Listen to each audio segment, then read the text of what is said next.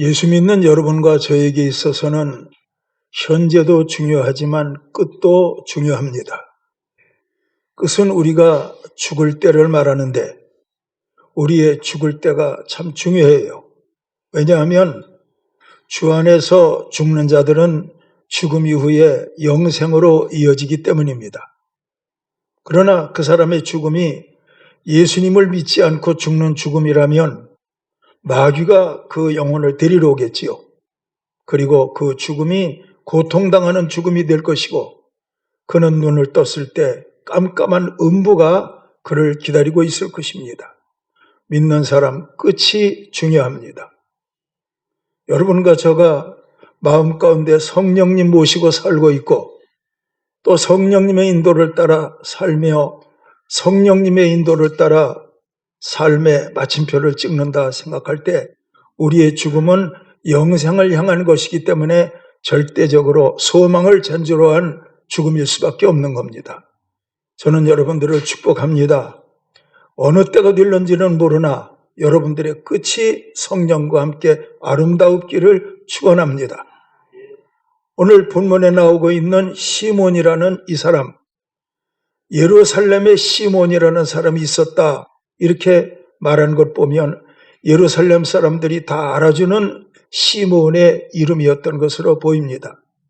그 시몬이 평소에 성령이 그 머리 위에 계셨는데 어느 날 성령께서 그 마음 가운데 감동하셔서 말씀하시기를 주 그리스도를 보기 전에는 죽지 아니하리라 말씀하셨다는 거예요. 주 그리스도를 보기 전에는 죽지 아니하리라. 다시 말씀을 드리면 탄생하실 예수님을 보기 전에는 너는 죽지 않는다. 그 말씀하셨다는 겁니다. 시몬은 성령의 감동을 따라 자기에게 들려온 하나님의 음성을 굳게 믿었고 사실 성전에 가서 첫 아들을 율법을 따라 하나님께 드리는 결례를 치르기 위해서 요셉과 마리아가 아기 예수님을 안고 왔을 때 성전에 들어가서 아기 예수님을 만났지요. 그 아기 예수님을 품에 안고 시몬이 한 말이 뭡니까? 하나님이여 이제 주의 종을 놓아주시나이다. 하나님이여 이제 주의 종을 놓아주시나이다. 그런 말씀을 하지 않습니까? 놓아주시나이다. 예수를 보기 전에는 죽지 아니할 것이다. 그랬는데 이제 예수님을 보았으니까 주의 종을 놓아주시는도다. 이렇게 말하고 있는 거예요. 그러므로 이 시몬의 인생의 마지막은 하나님의 계획에 있는 거예요. 그리스도를 보기 전에는 죽지 않을 하나님의 계획이에요. 결국 그리스도를 품에 안고 축복하고 난 다음에 그 마음 가운데 이제 내가 자유함을 얻었다. 이제 내가 예수 그리스도를 품에 안아보았고 예수 그리스도를 품에 안고 축복했으니 이제는 죽어도 한이 없겠다. 바로 그겁니다. 저는 여러분들에게 여러분들의 마지막 모습이 사명 마치고 나서 하나님 그동안 제가 건강한 몸으로 사명 감당하게 하셨는데 시몬처럼 하나님의 계획 속에 살다가 내 인생 마치게 되니 감사합니다. 오늘 본문 말씀을 통해 나타난 시몬의 아름다운 마지막 고백이 여러분들의 고백이 되었으면 참 좋겠습니다. 디모데후서 4장 6절에 있는 말씀을 보면 바울이 이런 말을 해요. 전제와 같이 내가 벌써 부어지고 나의 떠날 시각이 가까웠도다.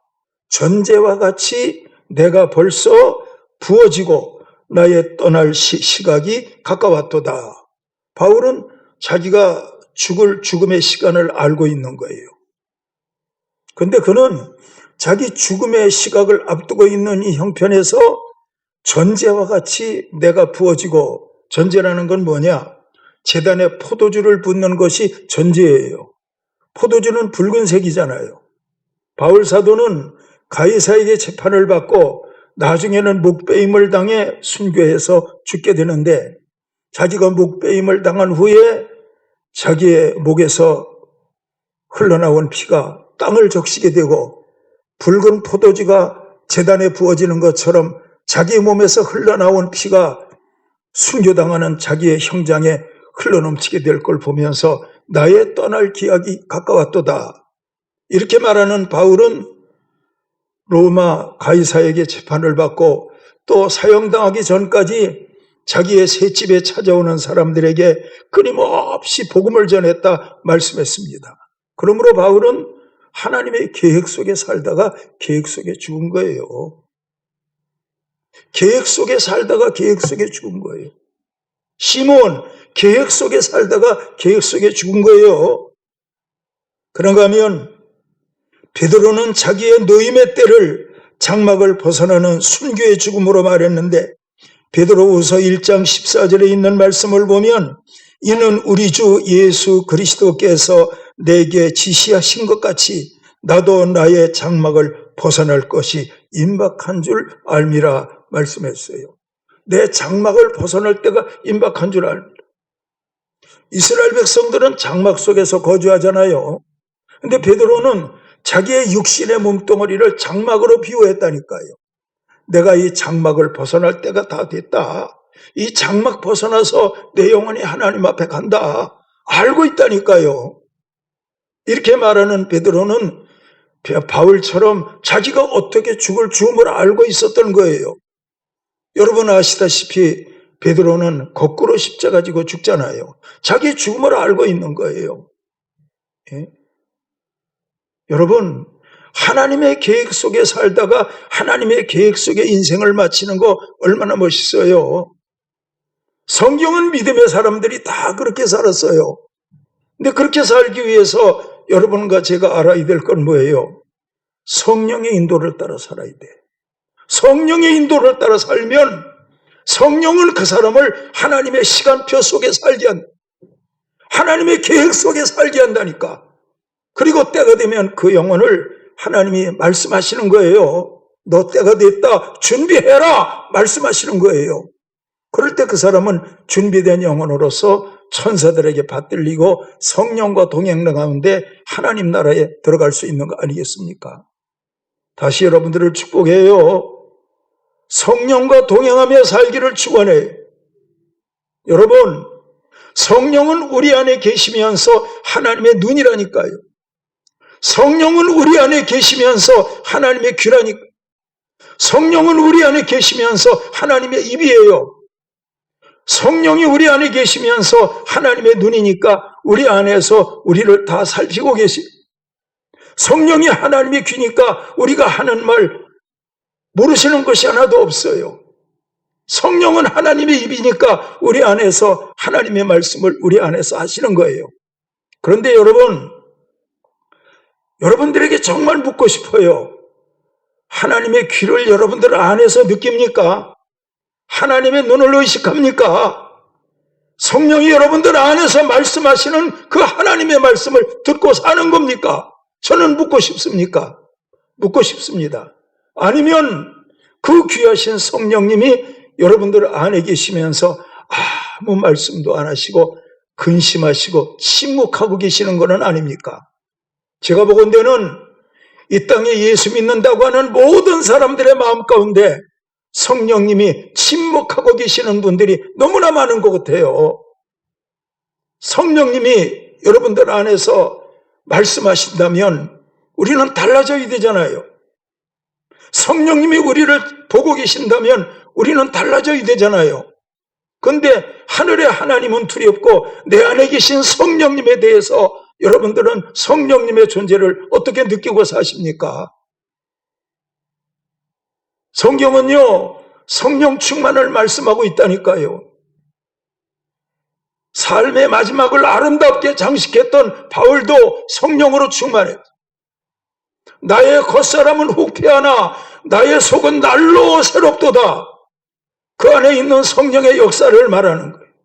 베드로도 성령의 역사를 느끼고 살았잖아요. 저도 나이 많아 늙어가고 여러분들도 늙어가고 있어요. 그런데 고린도후서 4장 16절에 있는 말씀대로 겉사람은 후패하나 우리의 속은 날로 새롭도다. 성령의 역사를 마음 가운데 누려야 되는데 그런 게 아니라 이 말입니다. 증거되는 모든 말씀이 여러분들에게 부딪힘이 되기를 바랍니다. 자극이 되기를 바랍니다. 도전이 되기를 바랍니다. 기도의 제목이 되기를 바랍니다. 주 안에서 말씀 들으면서 거듭나는 여러분들의 모습이 되어지기를 주님의 이름으로 축원합니다. 저는 여러분들이 부담스러워할 정도로 기도하시는 어머니에 대해서 많이 말씀을 드렸는데 저희 아버지는 개성에서 월남하셨어요. 죽을 고생 많이 하시고 돈 많이 벌었다가 다 망해먹고 병들어서 이제 55세 돌아가셨으니까 저는 우리 교회에 50대 중반 된 우리 젊은 집사님들을 보면서 저희 아버지가 전화위에 돌아가셨는데 생각하면 아쉽다 생각을 해요. 근데 여러분, 사업하는 사람들은 사업 망하면 돈만 없어지는 게 아니라 병도 온다니까. 너무 충격이 커서. 그래서 병 앓으셨는데 기도하시는 권사님이 야, 너희 아버지 천국 가실 때 된 것 같아. 아니요, 아직 괜찮은데요. 아니야, 천국 가실 것 된 것 같아. 그러더니 기도처에 모셔다 놓고 14일을 금식 기도를 시켰다니까. 그렇지 않아도 약한 분이 금식하고 14일 있다 집에 오시니까 꼼짝도 못해. 그런데 여러분, 금식하니까 영이 맑으니까 당신이 세상 떠날 때를 아시더라니까. 큰아들인 저에게 하시는 말씀이 업어달라고 하시더라니까. 왜요? 그러니까는 이제 천국 가야 되는데 집주위를 한번 다 둘러봐야 돼. 그리고 눈 안에 넣고 가야지. 그러시더라니까. 그래서 업고 한 바퀴 돌았어요. 집 뒤에 있는 밤나무도 보시고 한 바퀴 다 도시고 그리고 누우셨는데 그날 밤 12시에 가셨다니까. 제가 그걸 보면서 비록 일찍 가시기는 하셨지만 기도하시면서 회개할 거 다 하시고 그리고 성령의 감동을 따라 당신이 죽을 것 아시고 가셨으니까 아버지의 구원은 분명하다. 지금도 생각해요. 저는 설교 서두에 여러분들에게 말씀드렸는데 여러분 끝이 중요해요. 끝이 중요해요. 여러분 돈 많이 버십시오. 여러분들의 자녀들이 잘 되십시오. 이것저것 다 형통하십시오. 그런데 여러분 안에 성령과 사귐 이것은 참 중요한 거예요. 하나님이 에덴 동산을 만드시고 아담과 하와를 에덴 동산의 주인공으로 세우시고 하나님 왜 그렇게 하셨어요? 에덴 동산을 그들에게 주시고 그들을 주인공으로 세우신 것은 아담과 하와 하나님과 에덴 동산에서 사귐을 갖기 위해서 에덴 동산에서 아담과 하와 하나님이 사귐을 갖기 위해서 하나님이 그렇게 하셨다니까. 여러분 하나님의 성령이 우리 마음 가운데 허락된 것은 여러분들을 인생에 복 주시기 위해서 아니에요. 여러분들과 사귀기를 원하시는 거예요. 하나님은요 성령을 통해서 여러분과 사귀기를 원해요. 성령으로 기도하고 성령으로 찬송하고 성령으로 봉사하고 성령으로 하나님의 동행을 느끼며 살아가고 성령과의 사귐 이게 중요하다니까요. 교제가 중요하다니까요. 그 다음에 하나님과 정상적인 교제가 이루어지면 여러분 영혼이 잘됨 같이 범사가 잘 되고 강건케 되는 것, 그 다음에는 부수적인 것으로 다 찾아오는 거예요. 하나님이 본질의 것이라고 말씀하시는 그걸 붙들고 기도해야 되는데 그게 아니고 시시한 것 가지고 붙들고 이걸 가지고 목을 맨다니까. 이거 해줘야 하나님 살아계시는 거고 이거 안 해주면 하나님 앞에 저는 유감스러워요. 우리가 그렇게 살아간다니까요. 신앙생활하면서 본질을 잃어버리면 안 돼요. 알겠습니까? 하나님과의 관계예요. 사람은 부수적인 걸 가지고 무엇을 먹을까, 무엇을 마실까, 무엇을 입을까 부수적인 거지. 너희는 먼저 그 나라와 그 일을 구해라. 그리하면 이 모든 것을 너희에게 더하시리라. 그 나라, 하나님의 나라는 먹고 마시는 것이 아니요 성령 안에서 의와 평강과 희락이라. 성령과의 교제를 말씀하시는 거잖아요. 그렇게 생각하면 예배가 즐거워야 되잖아요. 말씀할 때 모든 말씀이 아멘 하면 내게 이루어질 말씀이니까 이 말씀을 감사함으로 받을 수 있는 여러분들이 되어야 되잖아요. 근데 여러분, 영적인 세계를 알고 나니까 그렇게 살지 못하는 분들이 너무 많아서 여러 가지로 마음이 안타까울 때가 한두 번이 아니에요. 저는 요즘에 누가복음 말씀을 계속 강의해 나가고 있는데 누가복음에 보면 이런 말씀이 나와요. 내가 불을 땅에 던지러 왔노니 이 불이 이미 임하였으면 내가 무엇을 원하리요? 그러나 이 불이 임하지 않았으면 내 답답함이 얼마나 더하게. 그 불은 뭔지 아세요? 하나님의 나라를 불로 비유해서 말씀하신 거예요. 여러분, 하나님의 나라가 여러분 가정에 이루어지면 하나님은 여러분 가정 때문에 기뻐하신다니까. 하나님의 나라가 여러분 가정에 이루어지지 않으면 하나님은 답답하시다니까. 하나님을 유쾌하게 할 수 있는 여러분들이 되기 위해서 하나님의 나라가 이루어져야지요. 마가복음 1장 15절에 말씀하시는데 때가 찼고 하나님의 나라가 가까웠으니 회개하고 복음을 믿으라 말씀하시는데 회개해야 복음이 믿어지지. 성령이 와야 믿어지지. 회개 없는 예수를 믿으려고 하니까 설교하는 저도 답답하고 하나님의 나라를 경험하지 못하니까 여러분도 답답하고 하나님의 나라가 안 이루어지니까 삶의 문제도 그냥 그대로 있고 이거 참 큰 문제 아니겠습니까? 깨달으시기를 축원합니다. 시몬은 어떤 사람입니까? 이 사람은요, 예루살렘 사람들이 다 알아주는 사람이에요. 익산에 누구 하면 그 사람 알아주듯이 시몬 하면 예루살렘 사람들이야.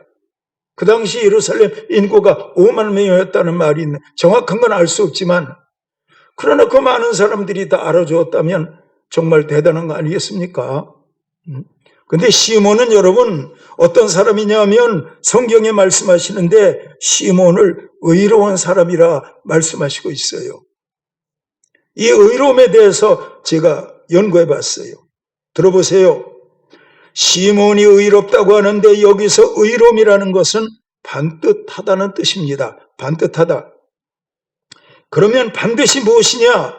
반드시는 옳고 그름이 분명한 것을 의미합니다. 시몬은 옳고 그름이 분명한 사람이었어요.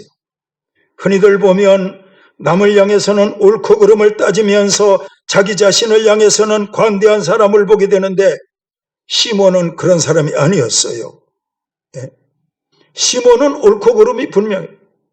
자기 자신을 향해서도 옳고 그름이 분명했고 다른 사람들을 향해서도 옳고 그름이 분명했고 그래서 예루살렘 사람들은 그래도 시몬처럼은 살아야지 표준이었다니까. 시몬 옳고 그름이 분명했어요. 마태복음 5장 37절 오직 너희 말은 옳다 옳다 아니라 아니라 하라 이에서 지나는 것은 악으로부터 나느니라 말씀하고 있어요. 여러분 안에 선악이 싸우잖아요. 여러분 안에 선악이 있다니까. 때로 여러분들이 선을 행하면 여러분들 안에서 성령이 기뻐해. 악을 행하면 여러분들은 그 악에 대해서 하나님 앞에 회개합니까? 아니면은 사람이 살면 그럴 수도 있는 거지 뭐 이렇게 넘어가는 건 아닙니까?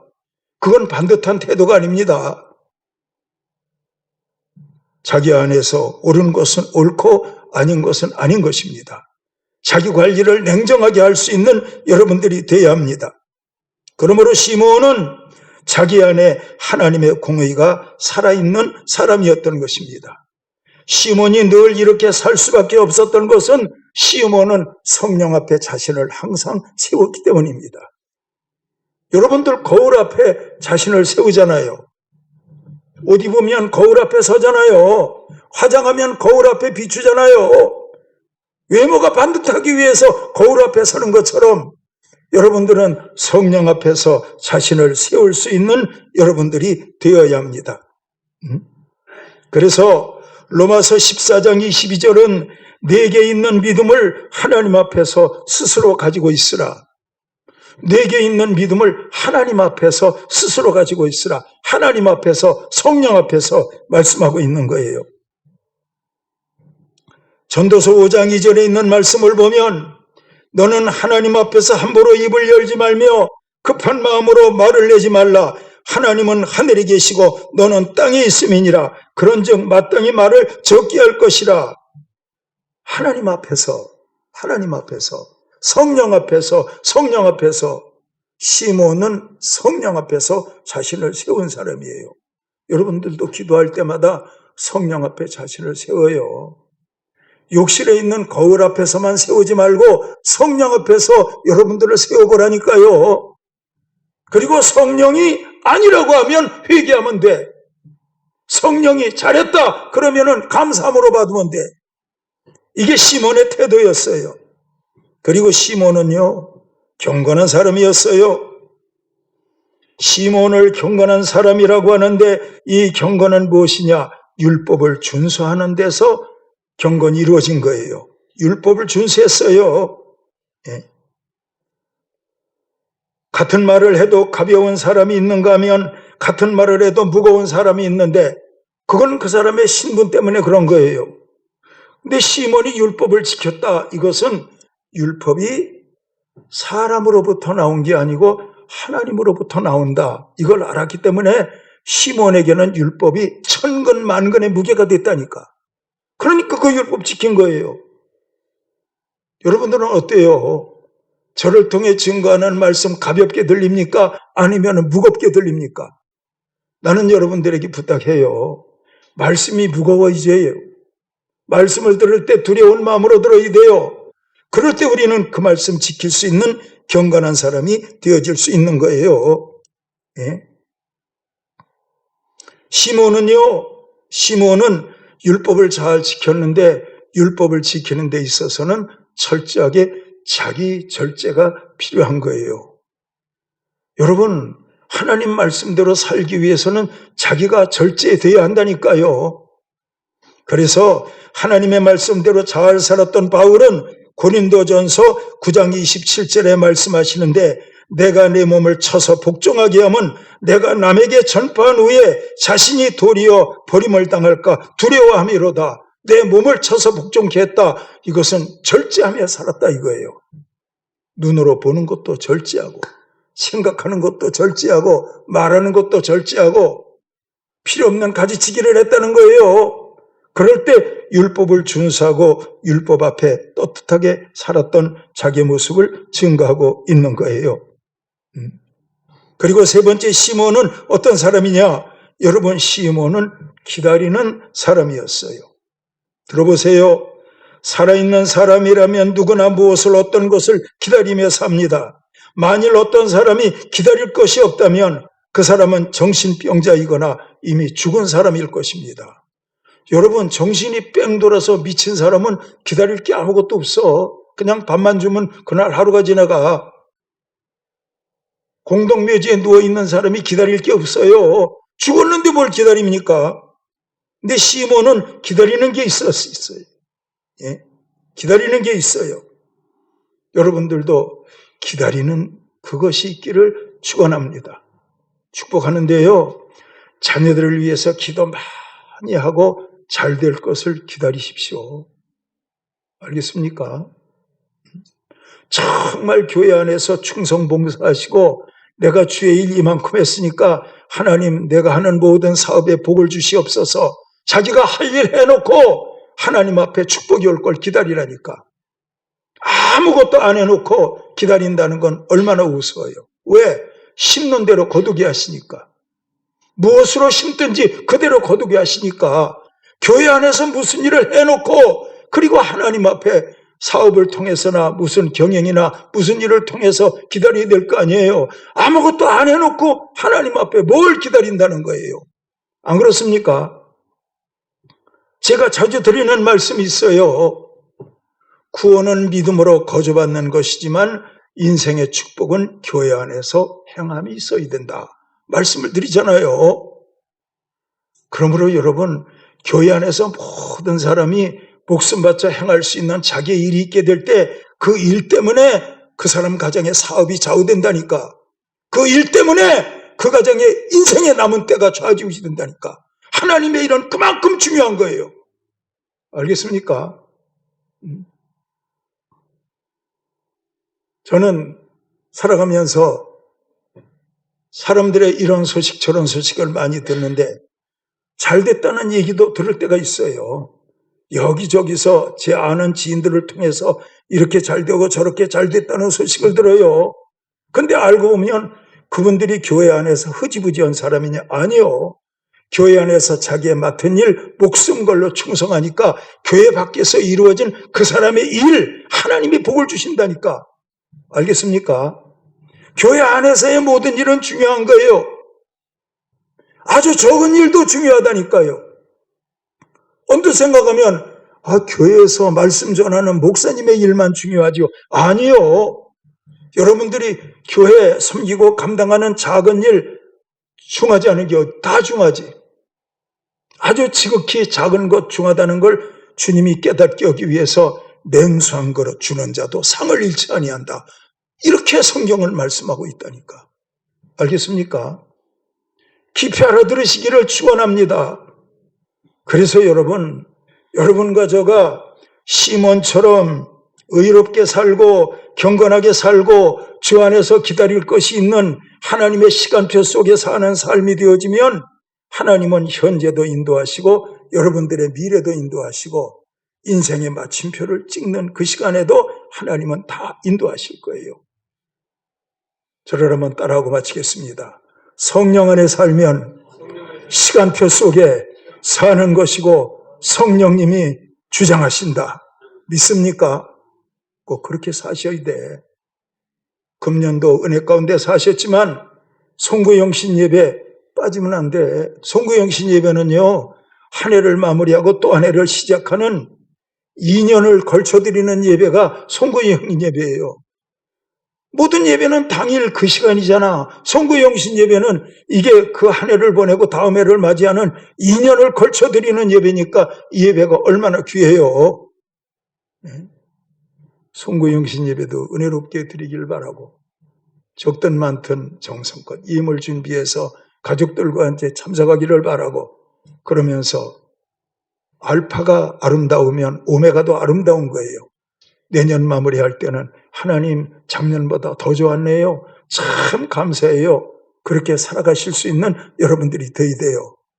성령 충만해서 베드로처럼 바울처럼 시몬처럼 하나님의 시간표 속에 살아서 참으로 복을 받을 수 있는 여러분들이 되어야 돼요. 주님의 이름으로 축원합니다. 기도하겠습니다.